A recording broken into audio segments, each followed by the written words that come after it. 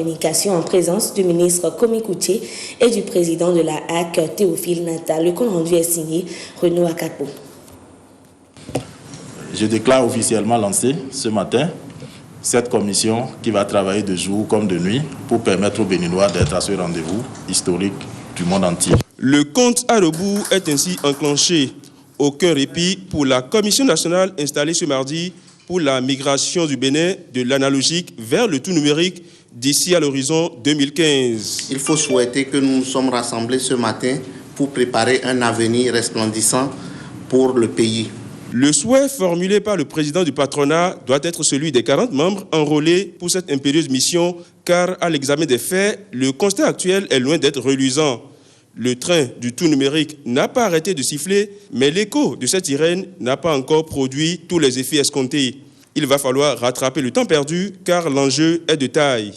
Chacun de nous, qu'il soit membre de la Commission nationale de migration, de l'analogique au numérique, ou membre des 4 comités techniques, devra prendre la mesure de la portée de la mission, une mission dont la dimension historique n'est plus à compter. Déployer les énergies pour l'aboutissement du processus dans un délai de 2 ans, c'est ce à quoi le ministre Komi Koutié a appelé l'ensemble de ses acteurs. Nous sommes ici ce matin pour donc commencer cette course de fond et non une course de vitesse.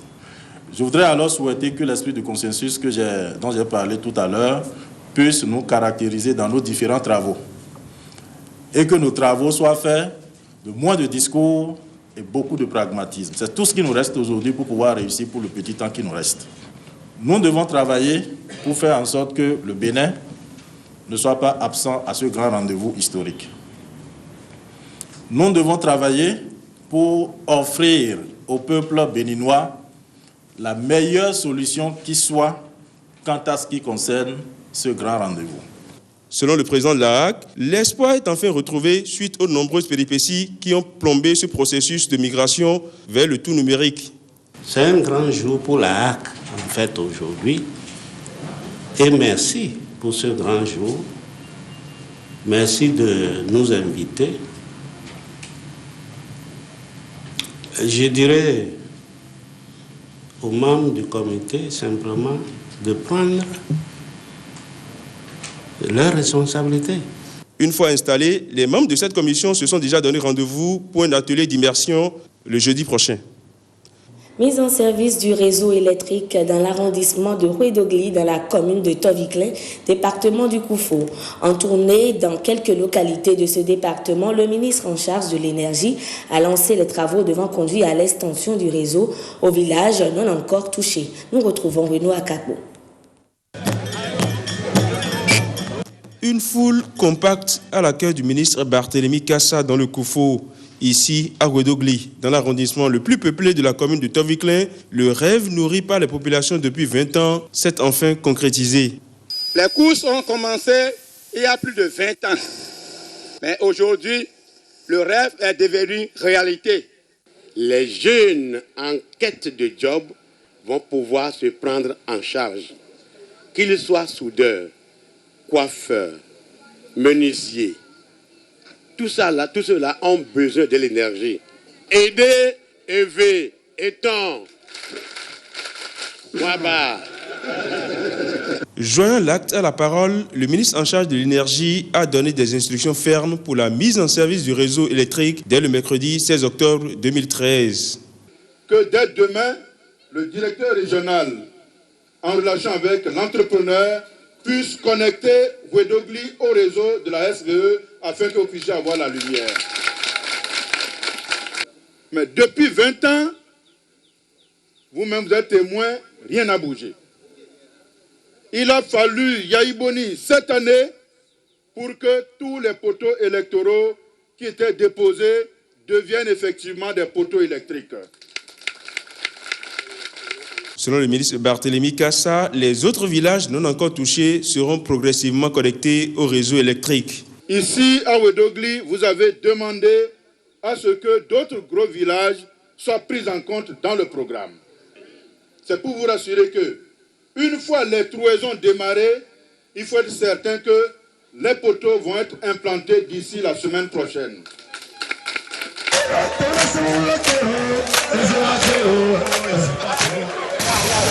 C'est pour s'assurer de l'effectivité de la finition des travaux d'électrification à Ouédémé-Kada que le ministre et sa délégation ont fait leur incursion dans cette bourgade établie au fin fond de la commune de Lokossa.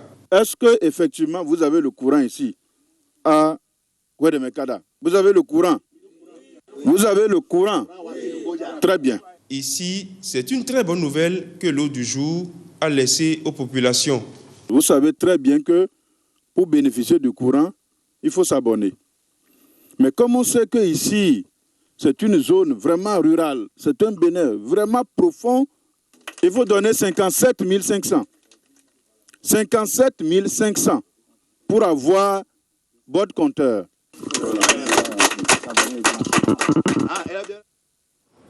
Déclaration du ministre de l'Intérieur au sujet de la situation des demandeurs d'asile togolais. Il ressort de cette déclaration que sur 28 000 personnes réfugiées, 24 000 sont déjà rentrées au Togo. Le gouvernement béninois a offert au reste la possibilité du rapatriement volontaire ou de l'intégration locale. Suivant un extrait de la déclaration faite par le ministre François Ouessou, il est au micro de Sébastien Lokosso.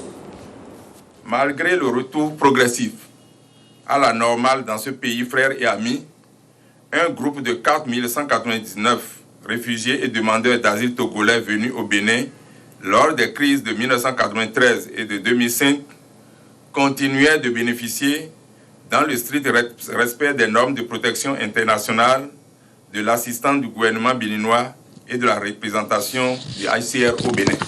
Le Bénin a alors déclaré devant toute la communauté internationale qu'il est décidé à trouver une solution définitive à la situation de tous les réfugiés togolais ainsi que des réfugiés de longue durée d'autres nationalités en leur offrant gracieusement la carte de résident privilégié d'une durée de 10 ans, voire la naturalisation, ultime étape juridique de l'intégration locale avec un appui financier de HCR, paie de 6 mois de loyer, 3 mois de subsistance et le financement d'une activité génératrice de revenus, le tout pour des montants allant de 250 000 francs CFA à 600 000 francs CFA par famille.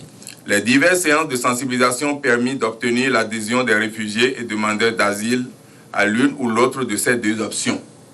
Ainsi, 3 186 Togolais ont opté pour l'intégration locale et 95 pour le rapatriement volontaire. Ce processus a été méthodiquement conduit par le gouvernement béninois avec l'assistance du HCR. Malheureusement, certains Togolais, dans l'illusion d'une réinstallation en Occident, se sont exclus du processus, refusant ainsi de se faire recenser, malgré les nombreuses démarches menées aussi bien par le HCR que par les structures de mon ministère à leur endroit. Dans le même temps, ces personnes ont perdu leur statut de demandeur d'asile et ne sont plus dans la base de données ni du HCR, ni de la Commission nationale d'assistance aux réfugiés, CNAR. Le gouvernement béninois a officiellement reçu la semaine dernière des milliers de tonnes de riz offerts par la République du Japon. La cérémonie s'est déroulée dans l'enceinte du port de Cotonou en présence des représentants du gouvernement et de l'ambassadeur du Japon près le Bénin. Reportage. 6 600 tonnes de riz pour un coût global d'un peu plus de 2 milliards de francs CFA, c'est la valeur réelle de ce don octroyé par le Japon. Les céréales offertes par l'Empire du Soleil Levant au Bénin seront cédées à un prix modique pour accompagner la politique de résilience alimentaire au Bénin. Le Japon, tout en encourageant l'augmentation de la production du riz au Bénin à travers des différentes formes de coopération, y compris l'appui aux activités du centre du riz en Afrique, a décidé d'accorder une aide alimentaire sous forme de don au Bénin. Je souhaite sincèrement que la commercialisation de ce don soit faite d'une manière à ne pas perturber la production locale. La vente de ce riz vise aussi à mobiliser un fonds de contrepartie en vue de faciliter l'éclosion de certains projets de développement socio-économique. Les recettes issues de la vente du riz doivent être au moins égales aux 2/3 de la valeur FOB de la marchandise d'une part et servir à accompagner le gouvernement du Bénin dans ses programmes de gratuité de l'éducation et des soins de santé et le développement économique à travers la réalisation de micro-projets à caractère socio-communautaire, module de classe, centre de santé, hangar de marché d'autre part. Le prix de cession, les quotas par localité et autres modalités de mise en vente de ce riz seront définis au cours du prochain Conseil des ministres. Don de sang au Collège d'enseignement général 1 de Tchaourou, les élèves de cet établissement ont apporté leur contribution à la résolution du problème de rupture de stock de sang dans la zone sanitaire de Tchaourou. L'initiative de cette collecte de liquide précieux émane du Rotaract Club Parakou. Reportage. Du sang pour pallier le manque dans les formations sanitaires de Tchaourou et de Papané. Les élèves du CEG 1 de Tchaourou ne se font pas prier. Ce n'est pas pour la première fois que je suis en train de donner le sang, parce que j'étais à Niki et c'est là-bas que j'avais l'habitude de donner mon sang.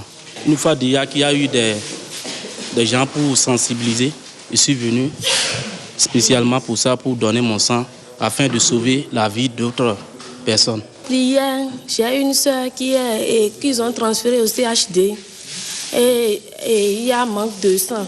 Et la personne a le groupe B. Et j'ai aussi ce groupe B là. Maintenant, je ne sais pas, ils ont dit qu'on ne peut pas faire la transfusion sanguine et de la soeur et à la fille directement sans faire des analyses. Donc, j'ai décidé, c'est ma 7e fois que je suis en train de donner du sang aujourd'hui. Derrière cette œuvre, le Rotaract Club Parakou. Le sang, c'est un liquide vraiment précieux qui n'est synthétisé dans aucun laboratoire et il n'est disponible que si certaines personnes en donnent. Donc nous avons ciblé le CEG1 de Tchaourou où les enfants se sont massivement mobilisés pour venir donner le sang. Cette action entre dans le cadre de la série d'activités prévues à l'occasion du 5e anniversaire de Rotaract Club de Parakou. La commune de Sinandé célèbre l'excellence. Pour la 2e fois, le conseil communal a octroyé des prix aux meilleurs élèves des examens du CPE, BEPC et BAC. Suivez les temps forts de l'événement avec Michel Dakou. Les voici. Ils ont porté très haut l'étendard de la commune de Sinandé aux différents examens, CEP, BEPC et BAC. Sous les regards admiratifs des parents, les lauréats reçoivent leur présent. Je suis très contente. Je souhaite que l'année prochaine, toutes les filles soient admises. Je remercie le directeur, le suivant du CEG. Je salue tout le monde. Ce présent n'est qu'un geste. Ces prix ne sont qu'une petite reconnaissance. Mais notre moi, notre foi que nous avons en l'éducation, c'est ça qui va guider les pas de tout un chacun. Pour ceux qui se disaient, mais qu'est-ce que ceux-là sont en train de faire? Qui veulent lésiner les moyens sur les moyens pour intervenir dans l'éducation, que leur cœur change. Les meilleures écoles aux différents examens sont également primées. Une manière d'amener le corps enseignant et responsable d'établissement à redoubler d'ardeur. Mon secret, c'est que au début de l'année scolaire, j'initie déjà mes élèves à venir très tôt à l'école. À 7 heures déjà, les cours commencent dans ma classe. 7 heures. Et les enfants, ils arrivent quand même. Et ils me suivent bien. C'est ce qui nous a donné ce résultat. Les parents aussi n'ont pas été du moindre. Pour cette année scolaire 2013-2014, l'engagement, c'est que je vais toujours continuer dans la même lancée. Et je vais faire un effort pour que mes enseignants, depuis le CI, là, travaillent bien pour que nous maintenions ce score-là. Pour la 3e édition, le conseil communal de Sinandé entend rendre les prix plus intéressants et encourager les parents d'élèves qui se seront le plus investis dans l'encadrement de leurs enfants. 2e édition de la Nuit africaine sans alcool. C'est au stade de l'amitié de Cotonou que l'ONG Alénayon a sensibilisé sur les conduites à observer pour une bonne sécurité routière. Pour cette édition, les consommateurs d'alcool constituent la cible. Mesme Adisso. Les boissons, on en voit sur toutes les tables, ici et ailleurs, sur l'esplanade du stade de l'Amitié. Nuit sans accident est une allusion surtout faite aux consommateurs d'alcool qui osent encore prendre les commandes de leurs engins. La Nuit africaine sans accident est un moment pour nous de pouvoir sensibiliser les usagers de la route, nos amis qui sont en train de fêter. Nous sommes en train de leur dire, vous ne prenez pas d'alcool, pas beaucoup d'alcool, et de préférence celui qui a le volant ou celui qui doit conduire. Lui, il n'a pas droit à l'alcool, ou il prend à la limite un seul verre d'alcool. Sensibilisation est faite ici autour des tables de buvette à travers un jeu concours. En la matière, tout consommateur modéré est primé. L'intempérance, par contre, est éliminée. Qu'est-ce qui va se passer? Les membres d'Alinagnon passeront autour de chaque table et voir celui qui est désigné sur la table. Et celui-là va souffler dans l'éthylotest. Ça, c'est des tests que nous avons. Et vérifier si celui-là, est-ce qu'il a respecté les normes de 0,5 grammes d'alcool par litre. Alénayon invite par cette activité à la modération, laquelle offre encore quelques chances après les soirées festives autour des verres. Vous êtes encore dans les normes et donc il faut prendre de façon modérée. Donc on est sûr que vous allez rentrer sain et sauf. D'accord? Voilà. Les judokas du Bénin ont désormais un nouveau président. Son nom, Anissé Gouto. C'est à l'issue d'une assemblée générale élective qu'il a été porté à la tête d'un bureau d'une dizaine de membres. L'élection a eu lieu dimanche dernier à l'hôtel Oscar et Henriette à Porto Novo. Jérôme Ombo. Vive le judo. Anissé Gouto est le nouveau président de la Fédération béninoise de judo. Il a été élu au cours d'une assemblée générale qui a eu lieu dans une atmosphère fair-play à Porto Novo. Les électeurs constituent la crème représentative des dojos sur l'ensemble du territoire national. Et c'est en toute patience que ces derniers ont procédé étape par étape à l'élection des membres de la présidence jusqu'au comité d'organisation de leur bureau.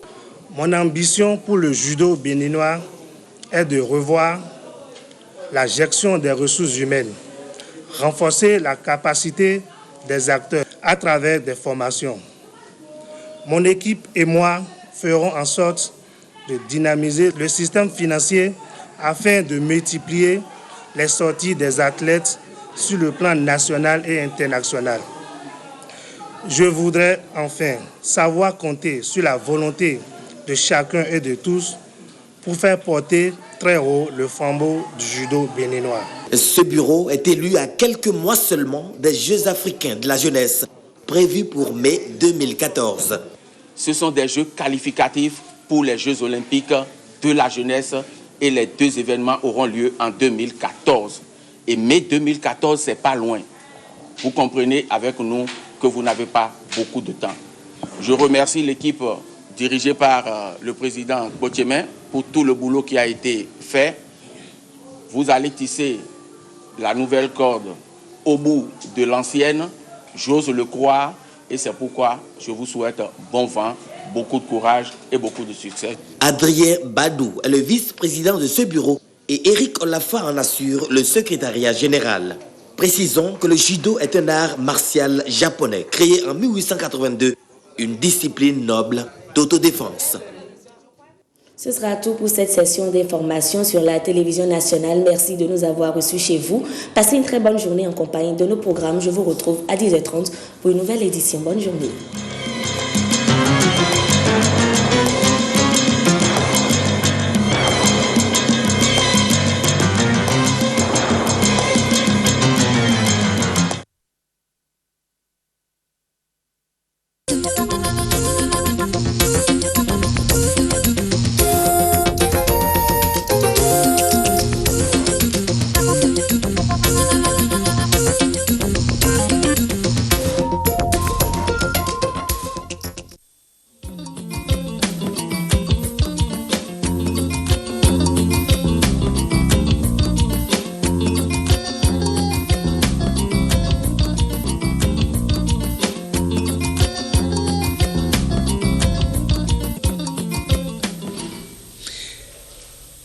Tiens, nous proposons de mettre Mikodo à Saint-Gagwe, Minaton dans les camps, Cohorte de soi et on rondo, Humiton Legui, Humiton Lessa, Alfred Assien Mikodo, à Tecosi pour Humiton Mikoa. Font Jogun. Font Candilo Kubia. Nous avons mis de Srone Kubene, bon, la Dugbe de Kurokomiton. Mais Alfred, ni quand tu es Dubisedoui, Alfred Dosuyovo. Et là, le moto tu es barré. Garage comme tu voudras le faire. Soit tolo. Bravo, très bien. Mais à mon oh, mais et nous pouvons pour les minato nous avec bien sans cagio, mais la bête trop ciao. Nous pour les simi. Mais tout point y est là. Tu veux me le quoi?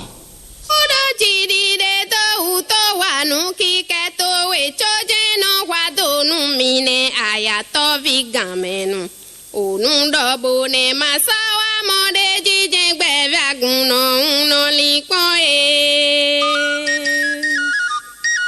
uno likon desu bonu ono wadonu mi megamenu uno likon kaka bonu ono wadonu mi bomina wanu yebona sun debe na go ha sun dan.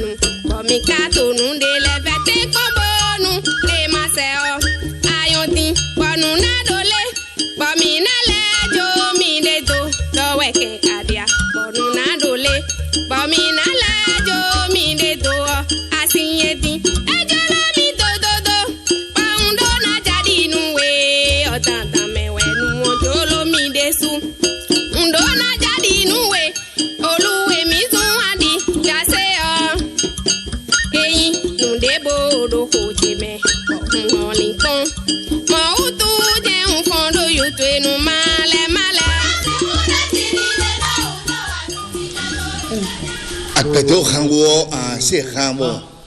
Bon.